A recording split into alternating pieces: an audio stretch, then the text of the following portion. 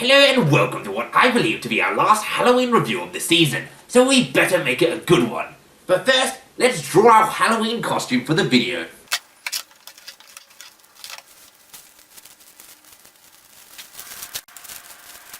It does appear I've drawn a zombie outfit.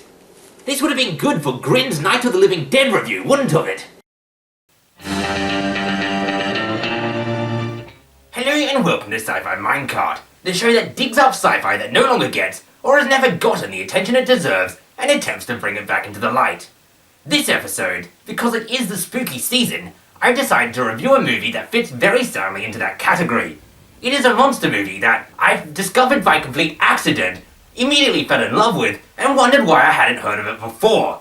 Cue title card.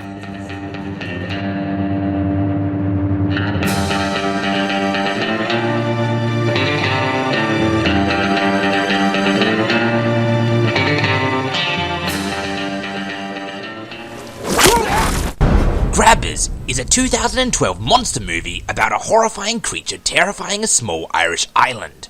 The film pretty soundly fits into the genre of a monster movie. However, I've decided to count it as a sci-fi because the monster came from space. Something alien. In that it's undocumented, not from... Although, admittedly, I really am just stretching the definition of the word sci-fi because I really wanted to review this film. The premise of the movie, on the outskirts, doesn't appear to be much new. There is a monster, there are some people, those people can't run very far, and the monster is in their confined space. This description, when loose enough, can be applied to literally every monster movie in the entire monster movie genre, all the way from The Thing to Alien. But, to briefly borrow the bedroom adage, it's not the perfectly vague summary of the storyline, but what you do with it. This film has a multitude of things going for it, which I'll get into later. But, as far as the premise is concerned, the main thing differentiating this movie between any other monster movie is the way that monsters can be repelled. Not unlike the monsters from Signs foolishly landed on a planet full of water despite being allergic to it, the monsters in Grabbers, despite being allergic to alcohol, landed in Ireland. What's the plan then? We're going to the Winchester. As you can imagine, the prospect of an alien creature allergic to alcohol trying to rampage on an Irish island affords quite a few opportunities for quality comedy gold. And Grabbers wastes none of them. This movie is absolutely 100% hilarious. It has an abundance of one-liners and clever quips. You bring Hutchin into my bar. A bird never flew on one wing. And all of the characters are extremely likable. And since I've already used one clip of it here, I might as well draw the obvious comparison with Shaun of the Dead. Aside from sharing the obvious similarities of having a group of people trying to hold out in a pub against a horde of monsters, Shaun of the Dead and Grabbers are rather similar in the way they feel. They are both made by writers and directors who are clearly capable in more than one genre. That is to say, both Grabbers and Shaun of the Dead have some very effective tense moments and some very effective scary moments. However, they're also two of the funniest films I've ever seen. There were several scenes throughout Grabbers that had me laughing so hard I had to actually rewind the movie because I had missed the following lines. Because of this, I would say that even if you're not a fan of monster movies, Grabbers is definitely still a movie worth checking out. But what if you are a fan of monster movies and you're not really looking for a comedy? Well, Grabbers has your back there as well. So let's have a look at the horror elements of Grabbers, which starts at the very beginning of the movie. The film wastes absolutely no time and immediately kicks off by showing you the first encounter with the Grabbers. The honor of this first encounter, not unlike the 1998 Godzilla film, goes to the crew of a very unfortunate fishing ship.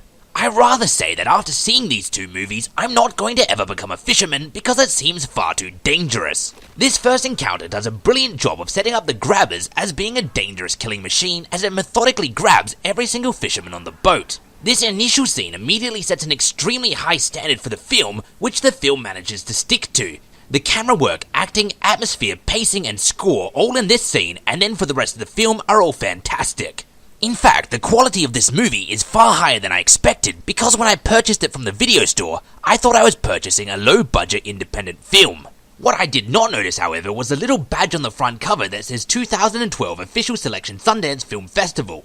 As far as I'm aware, the only other film that I've watched that has been a Sundance official selection was Turbo Kid. So clearly being a Sundance official selection is a badge of honor that should not be overlooked. But back to the subject of this first opening scene, one of the other things it expertly does is only tease the grabber. For the most part of the film, they really do a great job of building up this reveal, We see, just like the fishermen, when many of the villagers are attacked, only the tendril of the grabber grabbing, and then later on we do in fact see a full grabber, but only a baby one. This baby one in itself, while being defeatable, is definitely dangerous, allowing tension to really quickly grow as the characters realize that there's probably a bigger one. There's probably a mummy grabber. That did not sound really quite right. Having smaller, slightly less dangerous grabbers allowed the film to explore exactly what the grabbers were without actually having to reveal the true monster early on. This meant that the movie was easily able to work in exposition without it feeling forced. Through the study of this smaller captured grabber, we learned how terrifyingly regenerative they were when exposed to water, which is a problem because the island is about to be hit by a giant storm, and we also learned of their all-important allergy to alcohol.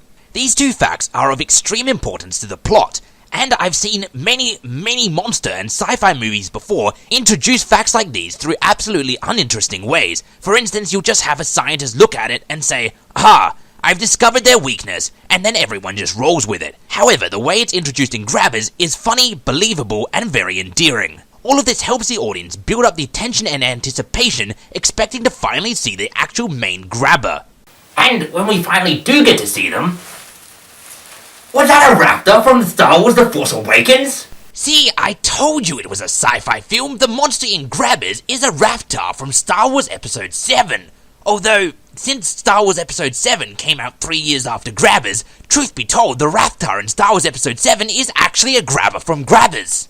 And what's considerably more impressive, because I would wager that the creators of Grabbers had slightly less budget than the combined powers of Disney, is that the monsters in Grabbers actually look quite a lot better than the raptors in Star Wars Episode 7.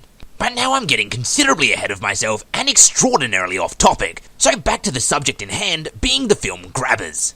After the first scene of the movie is done establishing the threat, the film takes on a sort of supernatural investigation style vibe, not unlike the formula found within shows like Supernatural or The X-Files. What I mean by this statement is at the start of the film, the audience is allowed to see the killer, who happens to be a monster, and then during the film, the characters within the movie are investigating into what the audience already knows, which is, of course, that there's a monster. Because the audience is allowed to witness the monsters rampaging at the start of the film, they have slightly more knowledge regarding the threat that the island is facing than the actual characters in the movie do. Because of this, the characters doing simple things like entering a cave becomes extremely tense for the audience because they know what could be in there. However, because, as I said, the audience has yet to actually see the grabber in its entirety, the audience is still left curious as to what exact creature has actually caused the mayhem that's being investigated. We know it's a monster, we just don't know exactly what kind of monster. Speaking of the characters that are investigating it, I'm going to use this as the perfect lazy segue into talking about the characters. The two main characters, O'Shea and Nolan, is your classic pairing of an alcoholic police officer who is a bit too unprofessional, with a workaholic police officer who is a bit too uptight. The two of them are paired at the start of the film, so you get to see them first meeting each other, and as the archetype demands, you get to see them going from not liking each other to developing a respect and friendship and other. This combination of a strict police officer being paired up with a laid-back police officer is nothing new. You can see it appearing in practically everything from Starsky and Hutch all the way to Hot Fuzz. However, as in all cases when it does appear through Starsky and Hutch all the way to Hot Fuzz, what matters is how well it's done. And in Grabbers, it's done very, very well. This pairing could have easily been extremely tiresome, with them constantly reprimanding each other and at each other's throat, and then suddenly the friendship that everyone knows will eventually develops, but that's not the case in Grabbers. Throughout Grabbers, the relationship of Nolan and O'Shea develops rather naturally. Anytime they argue due to how good the script is and how good the actors are, it's funny and witty rather than being cringy and awkward. And once more, because of how well the film is written and acted, rather than it feeling like they've just tacked on drama, it actually adds to the plot and helps develop the characters. Other characters that appear throughout the film are Paddy, the town drunk who accidentally captures a grabber and whose high blood alcohol count allows him to actually survive a grabber attack, Dr. Smith, who sort of plays the typical scientist who is discovering what's going on kind of character, although refreshingly, more often than not, he's the one that's not jumping to conclusions and reminding the other characters to be scientific, while they're the ones making large leaps in logic. And Una and Brian, who are the owners of the only bar on the island, which means that once it's discovered that the grabbers are allergic to alcohol, it's their bar that the town has to hold up in and get extraordinarily drunk while trying to wait out the storm and survive the grabber attacks until morning.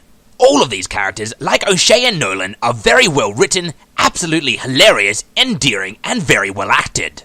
I've been trying my best to avoid too many spoilers in this review, and I'm not going to say how the movie ends, because as I've said, it seems that this movie has been largely overlooked, and I think I would be doing a large disservice to you if I spoiled the entire movie for you. Sure, I've given away some spoilers, but nothing that's not found on the back of the blurb of the DVD.